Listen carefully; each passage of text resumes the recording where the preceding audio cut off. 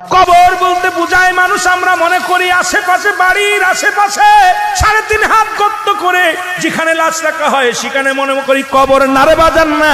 কবর বলতে বোঝায় মানুষের মৃত্যুর পর থেকে শুরু করে কিয়ামত পর্যন্ত জগৎটাকে বলা হয় কবরের জগৎ। সুতরাং বাবারা আমার, আমরা যারা আগুনে পুড়ে মারা যায়, যারা পানিতে ডুবে মারা যায়, যারা হাঙ্গর কুমিরে খেয়ে ফেলে, তাদের কবর কোথায়? ইয়া দ্বারা মুসলমান শুনে নেন, আমার আল্লাহ তোমাকে বানাইতে সময় লাগবে না, হুকুম দিলে হয়ে যাবা।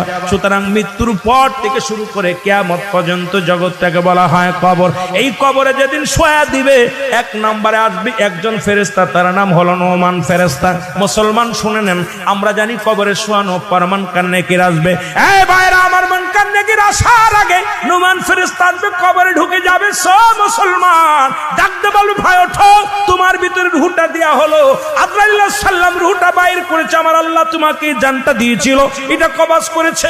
এখন আমি তোমার দুজন কেরামন কাতিবিন, দুপাশে দুজন ফেরেশতা ছিল, তারা তোমার আমলনামাটা লিখে রাখছে, ভালো মন্দ সব লিখে রাখছে।